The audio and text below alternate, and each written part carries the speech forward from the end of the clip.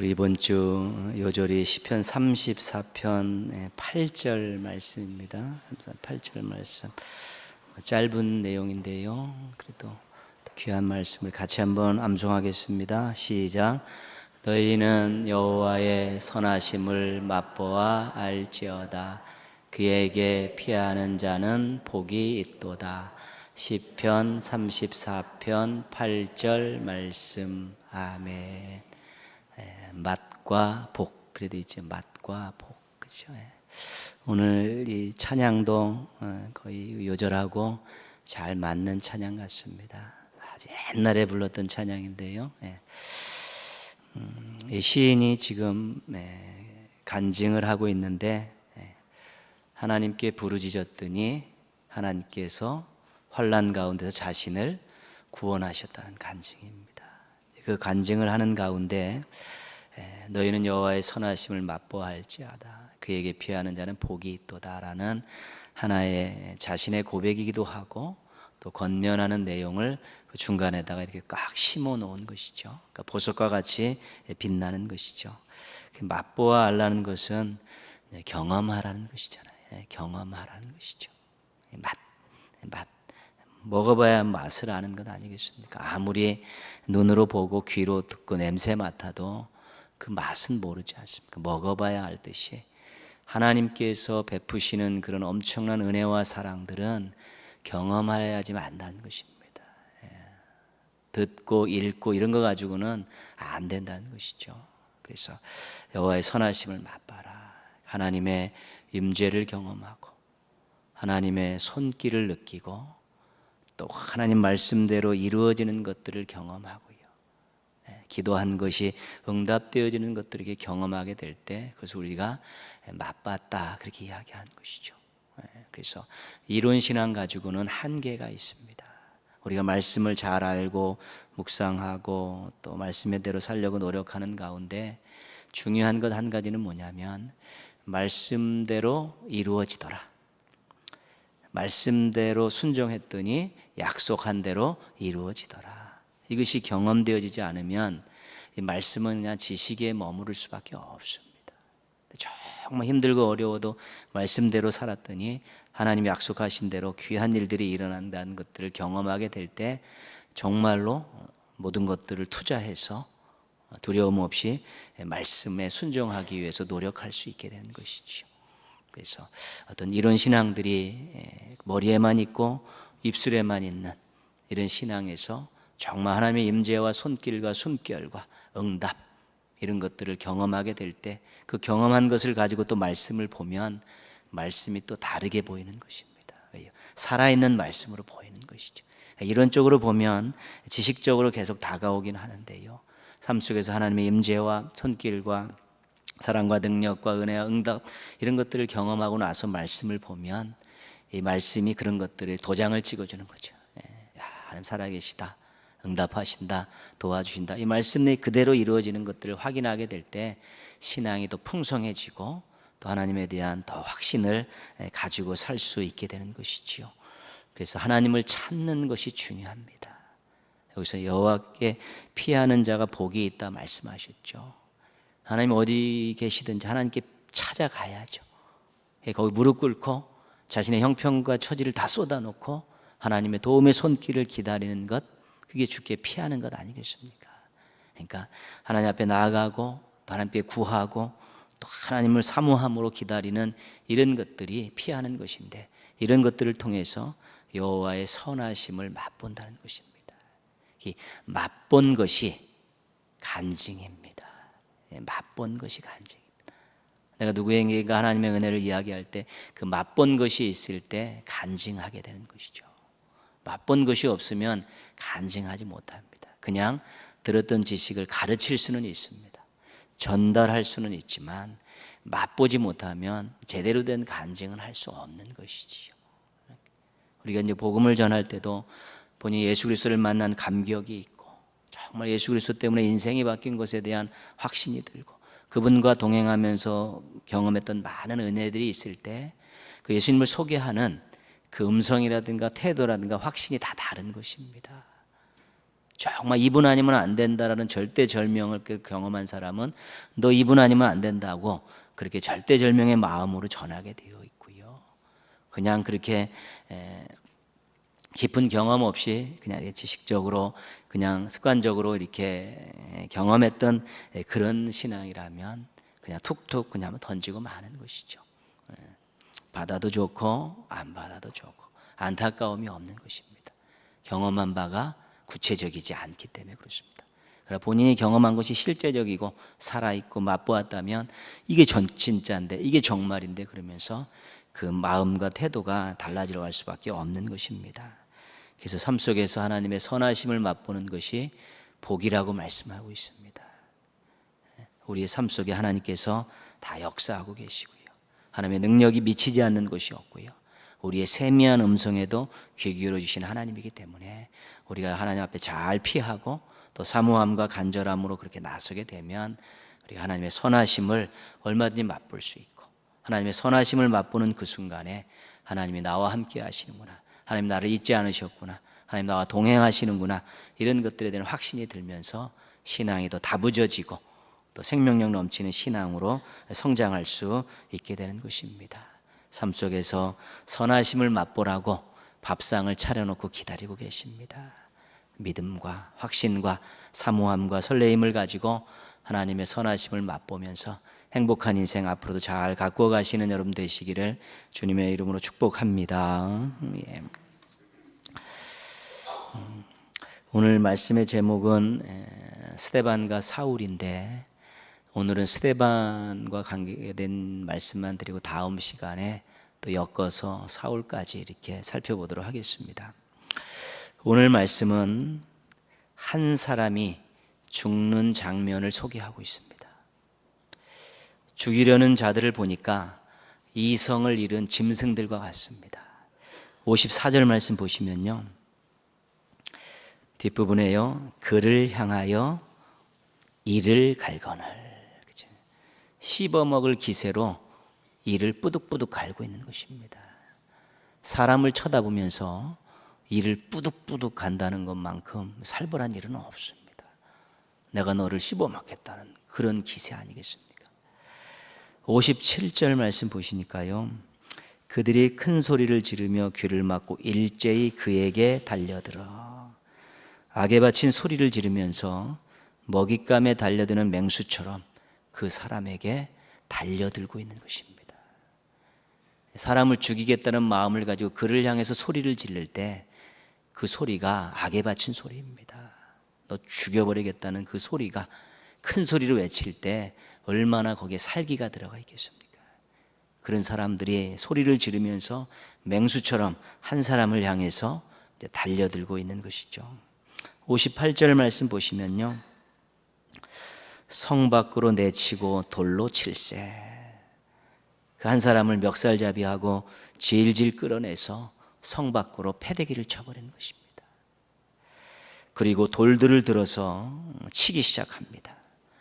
숨이 끊어질 때까지 돌팔매질들을 계속하고 있는 것입니다. 율법의 이름으로 처단한 합법적인 방법이었지만 그들의 모습은 굶주린 야수와 같고 악마와 같은 그런 모습이었습니다. 사람을 죽이는 모습이 평안하겠습니까? 그런데 이 야수와 같고 악마와 같은 모습의 사람들에게 죽임을 당하는 사람의 모습은 이상하게 달랐습니다. 비참하게 죽는 사람의 모습이 아니었다는 것이죠. 성경은 이 사람이 잡혀올 때부터 천사와 같았다, 그렇게 설명을 하고 있습니다. 공회에 잡혀왔는데 그 살벌한 공회 앞에 끌려왔는데도 그 얼굴이 천사와 같다, 그렇게 이야기했듯이 그 모습을 잃어버리지 않고 계속 유지하고 있었던 것입니다. 이를 갈고 자신을 지켜보는 사람들에게 이렇게 말을 합니다. 56절 보시면요, 보라, 하늘이 열리고 인자가 하나님 우편에 서신 것을 보노라. 많은 사람들이 자신을 향해서 이 이를 뿌득뿌득 갈고 살기 있는 눈초리를 보내고 있는데요, 이 사람이 뭐라 그랬냐면, 보라, 하늘이 열리고 인자가 하나님 우편에 서신 것을 보노라, 그 이야기하는 것이죠. 죽이려는 사람들을 보지 않습니다. 그들에게 어떤 변명도 애걸도 하지 않습니다. 묵묵히 하늘을 바라보고요. 열린 하늘 속에 있는 하나님 우편에 계신 그 예수님을 보았다고 지금 감격스럽게 말하고 있는 것입니다. 아무것도 모르는 제3자가 보면 영락없이 미친 사람입니다. 사람들이 다 자신을 죽이려고 막 살기등등하게 지금 막 둘러싸여 있는데 뭐 평안한 얼굴을 하면서 하늘을 바라보면서 하늘이 열렸고 하나님 우편에 인자가 앉아 계실 본다 그렇게 얘기하니까요. 실은 뭐 거기 있는 사람들도 당황했을 거고 정말 모르는 사람들의 입장에서는 제정신이 아닌 사람의 모습을 보이고 있는 것입니다. 돌에 맞으면서 이렇게 말을 합니다. 59절이죠. 주 예수여 내 영혼을 받으시옵소서. 돌을 맞으면서 한 소리입니다. 그리고 조금 있다 무릎을 꿇고 크게 외치고 있습니다. 60절 말씀이죠. 주여 이 죄를 그들에게 돌리지 마옵소서. 돌에 맞아 고통 중에 죽는 그런 비참하게 죽는 사람의 모습이 아니었던 것입니다. 그렇죠. 그런데 만약에 예수님과 관계된 사람들은 이 사람의 죽음이 어떤 죽음인가를 어느 정도 짐작할 수 있습니다. 왜냐하면 이 사람의 죽음은 예수님께서 십자가에서 죽으실 때의 그런 모습이었기 때문에 그렇습니다. 그래서 그것을 본 사람들이 또 그것을 전하해 갖고 초대교회 많은 사람들은 아마 그 부분들을 전부 공유하고 있었을 것입니다. 예수님 마지막 십자가에서 영혼을 맡기고 저들을 용서해 달라고 기도했던 그것들을 이미 다 회자됐기 때문에 알고 있고, 모르는 사람들의 입장에서는 정신 나간 사람들이 넋두리, 죽기 전에 그런 넋두리라고 생각할지 모르지만 정말 예수 그리스도에 대해서 듣고 알았던 사람들은 그의 죽음이 얼마나 거룩하고 숭고한 죽음이라는 것을 알 수 있었던 것입니다. 그러나 역시 아무것도 모르는 자 제3자의 입장에서는 섬뜩함을 느낄 정도의 이상한 죽음이었습니다. 그렇게 죽는 사람이 없었습니다. 돌에 맞는데 어떻게 이런 기도를 할 수 있겠습니까? 어떻게 이렇게 평안함을 유지할 수 있겠습니까? 그렇습니다. 이 사람이 누구이고 왜 이렇게 죽어야 했는가? 이 사람의 이름은 스데반입니다. 다 공개된 사실이죠. 구제하는 일로 초대교회 헬라파 유대인 가운데서 이렇게 선출된 7명의 일꾼 중에 한 명이죠. 교회의 재정과 구제를 맡는 7명의 헬라파 지도자 중에 한 명이었다는 것입니다. 그런데 교회의 재정과 구제에 관한 일꾼으로 세워졌는데 이 사람은 다른 사람하고는 좀 다른 그런 사역을 감당하고 있습니다. 여러분 조금 앞에 가셔서요 6장 8절 한번 가시면요 6장 8절 한번 가시면 같이 한번 읽겠습니다. 6장 8절입니다. 스데반이 은혜와 권능이 충만하여 큰 기사와 표적을 민간에 행하니. 그렇죠? 스데반이 충만한 사람, 기사와 표적을 행하는 능력의 사람이다 그렇게 소개하고 있죠. 그러니까 사도에 못지않은 그런 사역을 감당하고 있습니다. 7명의 그 일꾼 가운데서 2명의 사람의 이름이 그 사역에 나오는데 이 스데반은 이 능력 있는 논쟁을 잘하는 그런 사람으로 나오고 빌립은 전도를 하는 사람으로 나옵니다. 빌립과 스데반은 교회의 재정과 구제하는 일을 맡으면서도 하나님 주신 은사를 가지고 능력과 기사를 행하고 논쟁을 하고 또 빌립은 복음을 전하는 그런 일들을 감당하고 있었던 것이죠.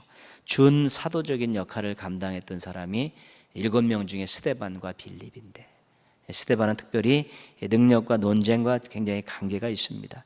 6장 9절 말씀 보시면요 뒷부분에 보시면 어떤 자들이 일어나 스데반과 더불어 논쟁할세 스데반이 지혜와 성령으로 말함을 그들이 능히 당하지 못하여 스데반이 회당에서 논쟁하는데 그와 논쟁에서 이길 사람이 없었다는 것입니다. 그 정도로 스데반은 나름대로 율법과 또 복음과 이런 부분들에 있어서 확실히 논리적인 체계를 가지고 있었던 일꾼이라는 것을 우리가 알게 되는 것입니다. 스데반은 나름대로 준비된 사람이었죠. 그가 처음에 픽업될 때는 교회의 재정과 구제와 관계된 일로 세워졌지만 그는 이미 하나님과의 깊은 영적 교제를 통해서 은사도 가지고 있었고 나름대로 율법과 복음과 관계된 일들을 체계적으로 다 준비하고 있었던 사람입니다. 그래서 교회의 내적인 행정적인 업무를 보는 일꾼으로 발탁이 됐지만 그는 그 발탁되는 그 지도자의 반열에서 정말 능력을 행하고 논쟁을 통해 복음을 변증하는 그러한 일까지 감당했다는 것입니다. 신앙을 시작했으면 늘 준비하는 마음을 가지고 살아야 되는 것이죠. 베드로서에서는 무슨 얘기를 하고 있냐면 누가 너희에게 복음과 관계된 일들을 물어보았을 때 대답할 준비를 하고 있어라, 그렇게 말씀하고 있습니다.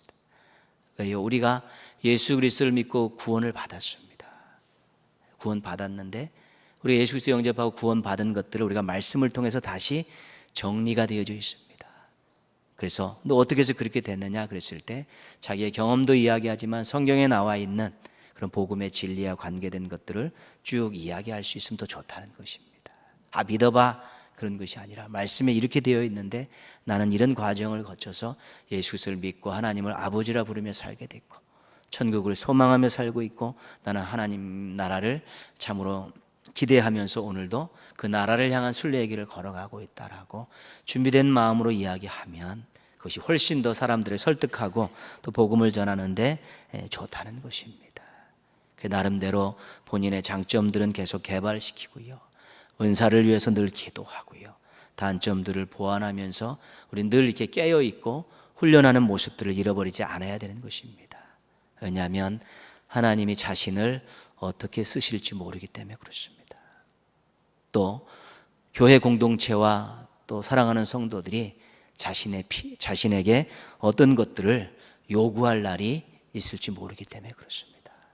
그래서 할 수 있는 한 준비해 놓고 있으면 하나님이 이렇게 쓰실 때 또 아멘으로 순종하고 또 교회 공동체와 성도들에게 유익을 주는 쪽으로 사역을 할 수 있기 때문에 그렇습니다.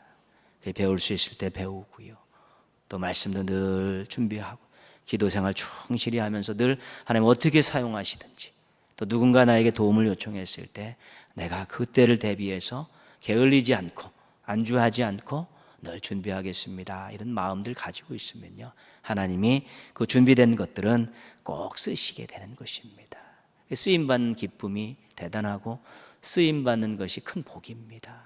아무도 나를 불러주지 않고 아무도 나를 사용하지 않는 것처럼 외로운 것이 어디 있겠습니까? 하나님 나를 부르시고 하나님 나를 사용하시고 또 어쩔 때는 좀 힘든 곳에서, 어쩔 때는 조금 편한 곳에서, 어쩔 때는 사람 앞에서, 어쩔 때는 보이지 않는 곳에서 그렇게 늘 하나님께서 쓰실 때마다 그 자리를 지켜낼 수 있을 정도로 그 믿음과 모든 면들을 잘 준비하고 있으면 하나님이 적재적소에 사용하시면서 또 연륜이 들어가면서 거기에 맞도록 하나님께서 준비되신 분들은 늘 사용하시는 것입니다.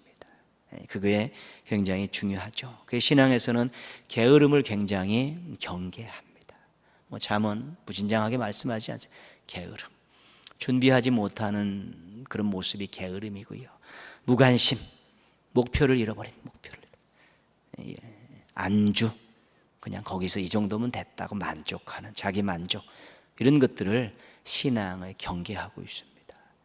게으름과 무관심과 안주는 자기 자신을 준비하고 훈련시키는데 아주 안 좋은 습관들입니다. 그러면 신앙 성장도 없고 하나님께서 무언가를 쓰시고자 하실 때 쓰시지 못하는 것도 굉장히 많습니다. 그래서 항상 하나님이 쓰시는 것들에 대한 기대감을 가지고 할 수 있는 한 또 충만함을 유지하시고 또 배울 수 있는 것들 또 잘 이렇게 배워놓으시면서 하나님께 언젠간 나를 쓰실 것이다, 이것도 언젠간 주님의 영광을 위해서 쓰일 날이 있을 것이라는 그런 기대감을 가지고 하루를 좀 바삐 사시고 열심히 사시면 하나님 반드시 사용하시고 영광 받으시는 것입니다. 하나님 쓰시는 것이 인생의 큰 복임을 기억하면서 늘 준비된 모습으로 또 준비를 하며 살아가는 우리 성실한 신앙인들 되시기를 주님의 이름으로 부탁드리겠습니다. 이 논쟁에서 패배한 이 사람들이 사람들을 매수해서 스데반을 모함을 합니다. 어떻게 모함하냐면 모세와 하나님을 모독했다.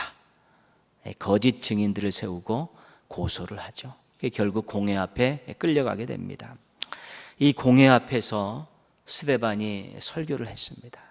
그 설교가 사도행전 7장에 기록이 되어 있는데 오늘 말씀 전까지 1절에서 53절까지가 전부 스데반의 설교입니다. 그리고 54절부터 오늘 말씀이 스데반의 순교죠. 그러니까 스데반은 왜 죽었냐면 설교 잘못해서 죽은 것입니다. 그러니까 설교를 잘못해서 죽었다기보다는 설교를 제대로 했는데 그것을 받아들인 사람들이 잘못 받아들여서 죽인 것입니다. 그러니까 설교해서 죽은 사람이 스데반입니다. 스데반의 설교 7장을 한번 잠깐만 보시면요, 스데반의 설교는 이스라엘의 역사를 전체적으로 개괄을 하고 있습니다. 그래서 이스라엘의 구약의 역사를 한번 살펴보시려면, 간단하게 이야기식으로 살펴보려면 스데반 설교를 읽으면 굉장히 쉽습니다. 몇 군데 그것이 있는데요, 스데반이 또 그 중에 한 명이죠. 7장 2절 3절 보시면요, 스데반이 이르되 여러분 부형들이여 들으소서. 우리 조상 아브라함이 하란에 있기 전 메소포타미아에 있을 때에 영광의 하나님이 그에게 보여 이르시되 내 고향과 친척을 떠나 내가 네게 보일 땅으로 가라 하시니. 설교의 시작을 누구로부터 시작합니까? 아브라함으로 시작합니다. 아브라함이 부르심을 받은 게 창세기 몇 장에 나옵니까? 어딘가에 있습니다. 창세기 12장입니다. 12장. 그러니까 스데반이 설교를 창세기 12장에서 시작하는 거죠. 누구부터요? 아브라함부터 시작합니다. 47절 한번 가보시면요, 47절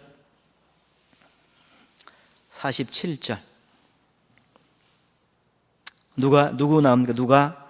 솔로몬이 그를 위하여 집을 지었느니라. 여기까지가 이스라엘 역사의 마감입니다. 그러니까 아브라함부터 누구까지요? 솔로몬까지 그 역사를 설교 앞부분에다가 쭉 개괄하고 있는 것이죠. 아브라함, 이삭, 야곱, 요셉, 모세, 출애굽, 광야, 금송아지 사건, 그죠? 거기까지 저기 하고요. 그 다음에 여호수아를 통해서 가나안 땅에 진입하고, 그 다음에 다윗 왕, 그 다음에 솔로몬, 그렇게 이스라엘 역사를 쫙 개괄을 하고 있는 것이죠. 스데반이 그 정도로 율법에 정통했다는 것입니다.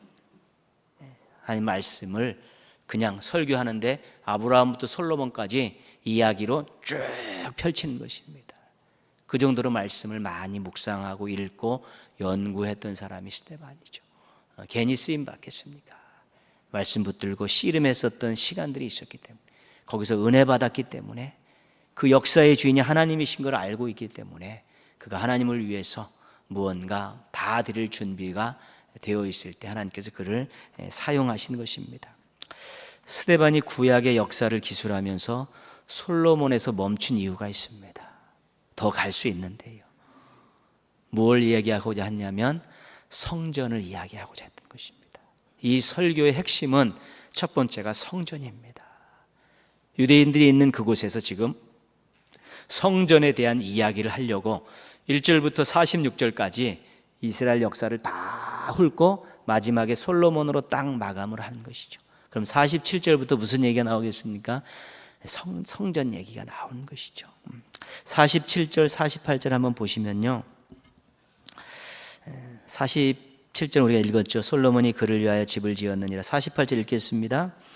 그러나 지극히 높으신 이는 손으로 지은 곳에 계시지 아니하시나니. 그렇죠. 지금 뭐라고 얘기합니까? 하나님은 너희들이 애지중지하는 그 성전에 계시지 않는다, 그렇게 설교를 하는 것입니다. 지금 그들이 성전을 관리하는 사람들이고, 성전에서 가르치는 사람이고, 성전에서 제사 드리는 사람들이고, 성전을 통해서 모든 것들을 다 하는 사람들에게 하나님은 성전에 계시지 않는다, 인간이 만든 집에 거하시지 않는다, 그것이 이 설교의 첫 번째 핵심 내용이었습니다. 그리고 나서 이사야 66장을 근거로 제시를 하는 것이죠. 그리고 두 번째 한 얘기가 뭐냐면 52절 53절인데요 한번 보시면요, 52절 53절 설교의 마지막입니다. 같이 읽겠습니다. 너희 조상들이 선지자들 중에 누구를 박해하지 아니하였느냐? 의인이 오시리라 예고한 자들을 그들이 죽였고 이제 너희는 그 의인을 잡아준 자요 살인한 자가 되나니 너희는 천사가 전한 율법을 받고도 지키지 아니하였도다. 52절 말씀은 뭐냐면 너희들은 메시아를 죽인 자들이다, 그것이고요. 53절은 결론이 뭐냐면 너희들은 율법을 범한 죄인들이다, 이렇게 얘기하는 것이죠. 이거는 완전히 목숨을 내놓지 않고는 할 수 없는 얘기입니다. 그 유대 지도자들 공회 앞에서 하나님이 성전에 계시지 않는다, 너희들은 예수를 죽였는데 그 메시아를 죽였다, 하나님이 보낸 자를 죽였다, 그렇기 때문에 너희들은 율법을 어긴 죄인들이다, 아주 강력하게 선포했죠. 왜 이를 갈고 왜 맹수처럼 달려들고 왜 돌로 쳐 죽였는가를 이해할 수 있는 것입니다. 그 공회의 모든 것들을 전부 부정해버린 것입니다. 그러니까 그들이 죽일 수밖에 없었던 것입니다. 성전 모독을 했구나, 너희들이 우리를 살인자로 여기고 너희가 우리를 율법을 범한 죄인으로 네가 우리를 그렇게 취급하느냐, 그러면서 돌로 쳐 죽인 것입니다. 성전을 통해서 먹고 살고 부와 권력을 추구하는 자들입니다. 율법이라는 이름으로 백성들에게 권위와 존경을 받고 사는 사람들입니다. 근데 그 모든 것들이 전부 다 부정되어 버린 것이죠. 자신들의 모든 것들을 부정하니까 결국은 죽일 수밖에 없는 것입니다. 하나님께서 인간의 손으로 지은 집에 계시지 않는다는 것은 성전에서 분명히 말씀하고 있습니다. 그 첫 번째가 증거가 어디냐면 솔로몬이 성전을 짓고 봉헌을 합니다. 봉헌을 하고 솔로몬이 엄청나게 긴 기도를 하나님 앞에 드립니다.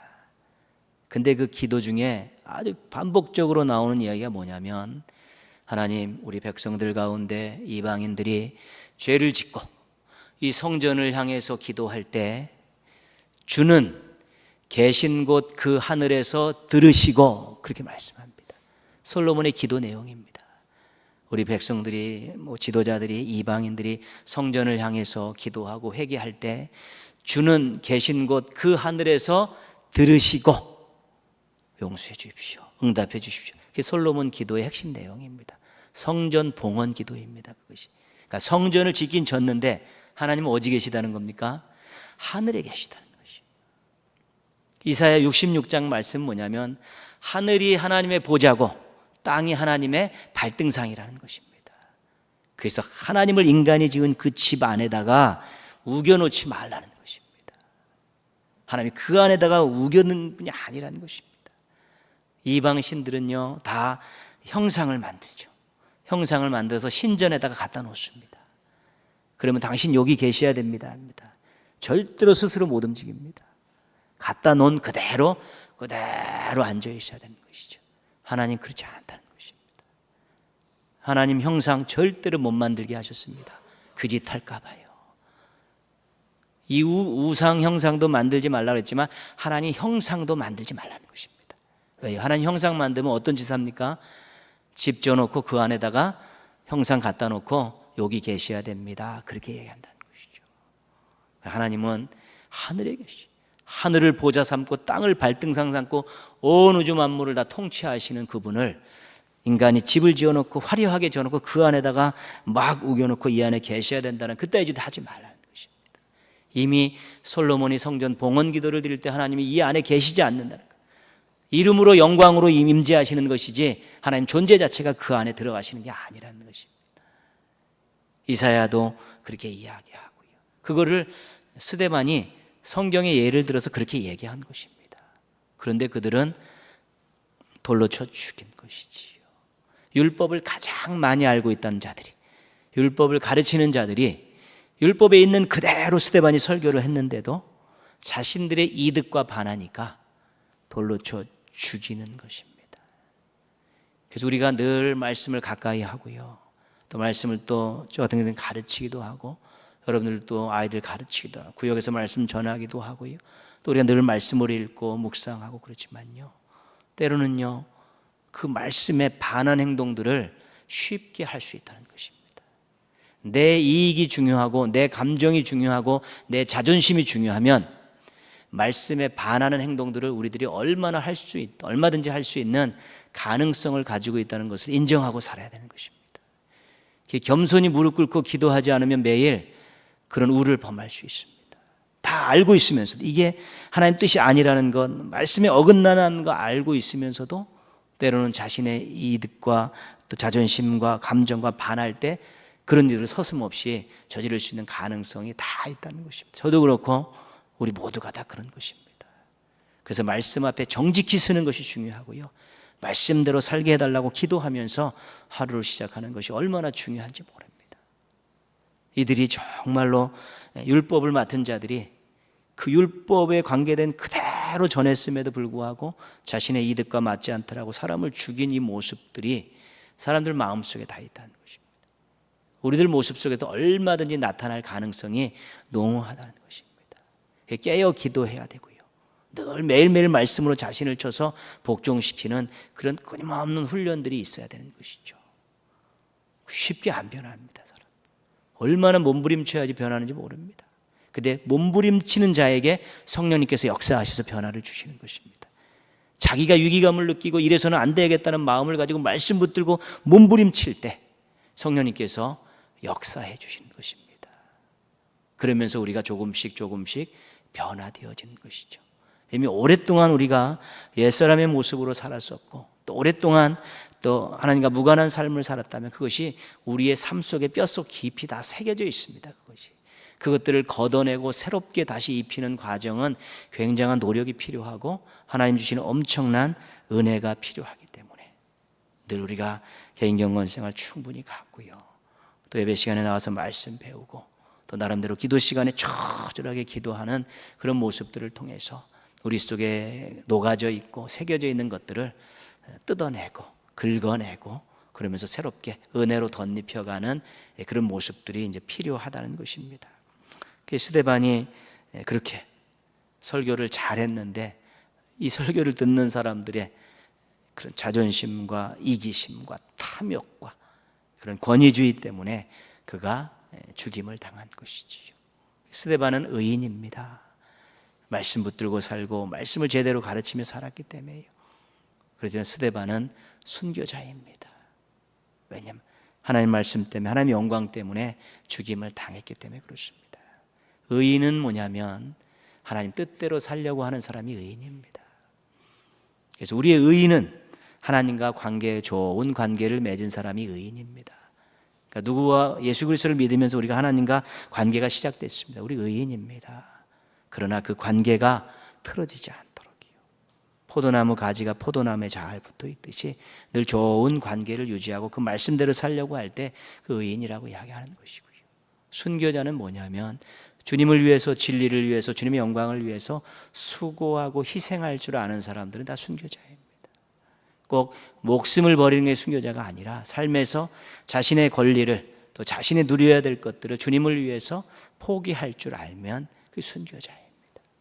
그래서 의인으로 살기 위해서 말씀을 붙들고 살아야 되고요, 순교자로 살기 위해서 늘 기도하면서 자신의 부족함과 또 자신 속에서 용솟음치는 어떤 그런 많은 세상적인 것들을 꺾는 그런 과정들을 밟으면서 말씀과 기도로 거룩하여 지민이라 라는 디모데전서 4장 5절의 말씀을 우리가 삶 속에서 이렇게 구현해 나갈 때 거기에 기쁨이 있고 즐거움이 있는 것입니다. 세상에서 무엇을 얻는다는 것을, 세상에서 나에게 갈채를 보낸다는 것에 있어서, 내가 남들보다 뛰어나다는 것에 있어서 여러분 인생의 만족을 얻고 기쁨을 얻고 그것을 복이라고 생각하면 그런 것들은 쉽게 사라질 수 있습니다. 그러나 내가 하나님 뜻대로 살려 하고 조금씩 하나님의 뜻을 알고 하나님 뜻에 맞춰 살려 하고 내가 하나님을 위해서, 진리를 위해, 복음을 위해서, 교회를 위해, 사람들을 위해 조금씩 수고하고 희생하는 즐거움을 맛보는 그것이 진짜 복입니다. 그 복을 느끼면서 주님 나라까지 가는 게 신앙인들이라는 것입니다. 그러지 않으면 참된 복을 모르는 것이죠. 세상 사람들이 다 노력해서 얻을 수 있는 것이 복이라고 생각하면 신앙은 무가치한 것입니다. 그거는 하나의 수단으로서 우리가 얼마든지 같이 누릴 수 있는 것이지만요, 정말 하나님 뜻대로 살고자 하면서 자신이 성장하는 모습들, 또 하나님을 위해서 자신이 좀 포기하고 희생하고 수고하는 그런 즐거움을 알아가는 이런 것들이 우리 신앙인들이 추구해야 될 복이고, 그 복을 누리는 사람이 진짜 행복한 사람들입니다. 그런 것들을 추구하지 않으면 신앙은 가치가 없는 것입니다. 세상에서 추구하는 똑같은 것들을 목표로 갖고 살면 신앙생활 하나 안 하나 상관이 없습니다. 그대로 살면 되니까. 그러나 그것이 목적이 아니기 때문에, 그래서 하나님께 인정받고 사랑받고 하나님께 쓰임받으면서 인생이 더 아름답게 가꾸어져 가고, 또 그런 아름다운 모습으로 인생 전체가 하나님 앞에 제물로 올려지는 것이고요. 그런 인생들이 주변에 있는 좋은 성도들과 교제하면서 아름다운 역사들을 만들어가면서 세상을 밝혀가는, 하나님 나라를 확장해가는 귀한 인생들이 되어질 수 있게 되는 것입니다. 스데반은 비참하게 죽었습니다. 사람들이 볼 때 그렇습니다. 근데 그는 행복하게 죽었습니다. 돌에 맞아 죽은 사람이 뭐가 행복하겠습니까? 그러나 그는 하늘이 열린 것들을 바라보며 하나님 우편에 인자가 계신 것도 보면서, 주님을 위해서 내가 수고하고 희생하고 주님이 나를 위해서 생명을 들이셨는데 나도 이제 주님을 위해서 생명을 드린다는 그런 즐거움 속에서, 기쁨 가운데서, 또 그들을 흔쾌하게 용서를 구하면서 자기 영혼을 하나님께 맡기면서 그렇게 죽었기 때문에 비참한 죽음이 아니라 행복한 죽음을 가진 것이지요. 뭐 누구나 다 그렇게 인생을 마감할 수는 없지만, 그래도 늘 하나님 앞에 가기 전에 내가 하나님 뜻대로 살려고 노력했습니다. 내가 하나님 영광을 위해, 하나님 나라를 위해서 수고하고 희생하려는 그런 노력들이 있었습니다 라는 그런 마음들만 하나님 앞에 고백할 수 있다면, 어떤 죽음을 맞이하든지 어떤 상황을 맞이하든지 하나님 인정하시는 행복하고 복된 인생이 될 수 있게 되는 것입니다. 모쪼록 사람들에게 인정받으려는 인생 되지 마시고 하나님께 인정받으려는 인생을 사십시오. 그리고 진짜 하나님께 인정받는 신앙의 정로를 잘 걸어가십시오. 거기서는 세상이 줄 수 없는 기쁨이 있고 만족이 있고 또 행복이 있는 것입니다. 또 누구에게나 맛볼 수 있는 것은 아니고, 정말 신앙의 정로를 겪은 자들이 경험하고 맛볼 수 있는 또 새로운 은혜와 새로운 역사가 그 속에 담겨 있는 것입니다. 모쪼록 여러분의 인생에 하나님이 인정하시고 하나님 기뻐 받으시는 인생 되시고, 여러분이 걸어가는 인생길에 정말 하나님 때문에 웃고 울고 행복하다고 고백하는 또 아름다운 일들이 앞으로도 많이 일어나기를 주님의 이름으로 축원합니다.